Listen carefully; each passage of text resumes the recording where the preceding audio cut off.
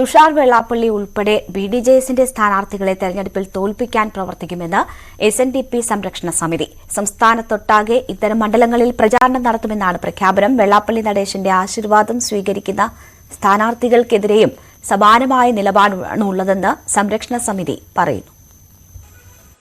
SNDP സംരക്ഷണ വേദിയാണ് വെള്ളാപ്പള്ളി നടേശനും തുഷാർ വെള്ളാപ്പള്ളിക്കുമെതിരെ അതിരൂക്ഷ വിമർശനവുമായി രംഗത്തെത്തിയത്. തുഷാർ വെള്ളാപ്പള്ളി ഉൾപ്പെടെ ബിഡിജെഎസിന്റെ സ്ഥാനാർത്ഥികളെ തോൽപ്പിക്കും എന്നതാണ് അവർ സംസ്ഥാന കമ്മിറ്റി യോഗം കോട്ടയത്ത് ചേർന്ന ശേഷം അവർ പ്രഖ്യാപിക്കുകയും ചെയ്തിട്ടുള്ളത്. തുഷാർ വെള്ളാപ്പള്ളി മത്സരിച്ചാൽ NDAക്ക് അവിടെ ഒരു സ്ഥാനാർത്ഥി ഉണ്ടായിരിക്കില്ല. ഞങ്ങൾ വെല്ലുവിളിച്ച് സാധിക്കില്ല, ഞങ്ങൾ കാണിക്കാൻ സാധിക്കും. അത്രയ്ക്ക് കൊള നടത്തിക്കുന്നു. കാരണം ഈ തെരഞ്ഞെടുപ്പോട് കൂടി കേരളത്തിൽ വെള്ളാപ്പള്ളി മകൻ നടന്ന സകല കൊളകളും പുറത്തു വരാൻ പോകുകയാണ്. കാരണം ഇത് പല കാരണങ്ങളും മൂടി വെച്ചാണ്. ആ മൂടി വെച്ച കാര്യങ്ങളെല്ലാം പുറത്തു വരാനുള്ള അവസരമായിട്ട് ഞങ്ങൾ വിനിയോഗിക്കുന്നു. സംരക്ഷണ സമിതി കേരളത്തിൻ്റെ അടുത്ത് ഇടപെട്ടുകൊണ്ട് ഈ വെള്ളാപ്പള്ളി നടേശൻ ഈ സമുദായത്തിൽ കാണിച്ച നിന്ദ്യമായ പ്രവർത്തികൾ മുഴുവൻ പുറത്തു കൊണ്ടുവരും. ഈ കൊള്ള ഒരിക്കലും അനുവദിക്കില്ല. അത് രംഗത്തേക്ക് ഒരു അവസരമായിട്ട് ഞങ്ങൾ വിനിയോഗിക്കുന്നതാണ് പറഞ്ഞ് എല്ലാവരെയും പിന്തുണ പറയാം. എന്തായാലും കേവലം തുഷാർ വെള്ളാപ്പള്ളിയെ മാത്രമല്ല മറ്റ് സ്ഥാനാർത്ഥികൾക്കെതിരെയും ഇതായിരിക്കും നിലപാട്. വെള്ളാപ്പള്ളിയുടെ ആശീർവാദം തേടുന്നവരോടും ഇതേ നിലപാട് തന്നെയായിരിക്കും ഉണ്ടാകുക എന്നവർ പറയുന്നു. പ്രത്യേകിച്ച് ഈ എസ്എൻഡിപിയെ കഴിഞ്ഞ കുറെ കാലങ്ങളായി വെള്ളാപ്പള്ളി നടേശൻ നശിപ്പിക്കുകയാണ് എന്നാണ് ഈ വിഭാഗത്തിന്റെ ഒരു ആരോപണമായി അവർ ഉന്നയിക്കുന്നത്. എസ്എൻഡിപിയുടെ ആസ്ഥാന മന്ദിരം അത് ജപ്തി നടപടികളിലാണ്.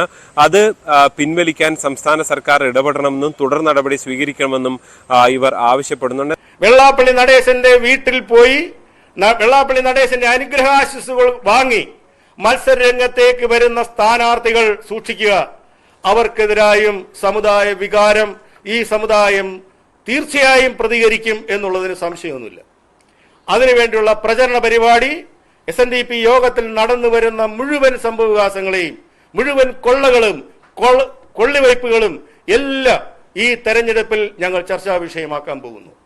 സംസ്ഥാനത്തൊട്ടാകെ തെരഞ്ഞെടുപ്പുമായി ബന്ധപ്പെട്ട് എസ്എൻഡിപിക്കെതിരെ കൂടുതൽ തെളിവുകൾ പുറത്തുവിടുമെന്നും കൂടുതൽ പ്രചരണം ശക്തമാക്കുമെന്നുമാണ് ഇവർ ചൂണ്ടിക്കാട്ടുന്നത്.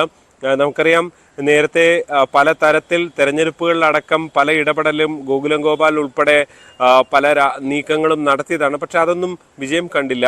അതിന് പിന്നാലെയാണ് ഇപ്പോൾ എസ്എൻഡിപി സംരക്ഷണ വേദി രംഗത്ത് വന്നിരിക്കുന്നത്. എന്തായാലും തെരഞ്ഞെടുപ്പിൽ ഇവരുടെ സ്വാധീനം എത്രത്തോളം ആണ് എന്നുള്ളത് തീർച്ചയായും കാത്തിരുന്ന് തന്നെ കാണേണ്ടതാണ്. തുഷാർ വെള്ളാപ്പള്ളിയുടെ സ്ഥാനാർത്ഥിത്വം പ്രഖ്യാപിക്കാനിരിക്കെയാണ് അതിന് തൊട്ടു മുൻപ് സംസ്ഥാന കമ്മിറ്റി യോഗം ചേർന്ന് ഇത്തരത്തിലൊരു പ്രഖ്യാപനവുമായി അവർ രംഗത്ത് വന്നു. NDA ഘടകകക്ഷിയായ ബിഡിജെഎസിന് എസ്എൻഡിപി സംരക്ഷണ സമിതിയുടെ ഈ നിലപാട് ഒരു ഭീഷണിയാണ്.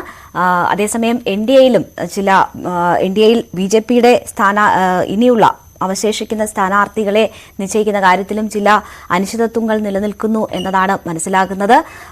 പ്രധാനപ്പെട്ട കൊല്ലം ഉൾപ്പെടെയുള്ള ഇടങ്ങളിൽ സ്ഥാനാർത്ഥികളെ നിശ്ചയിക്കുന്നതിൽ ചില അനിശ്ചിതത്വങ്ങൾ ഉണ്ട് എന്ന തരത്തിലുള്ള വിവരങ്ങൾ പുറത്തുവരുന്നുണ്ട്.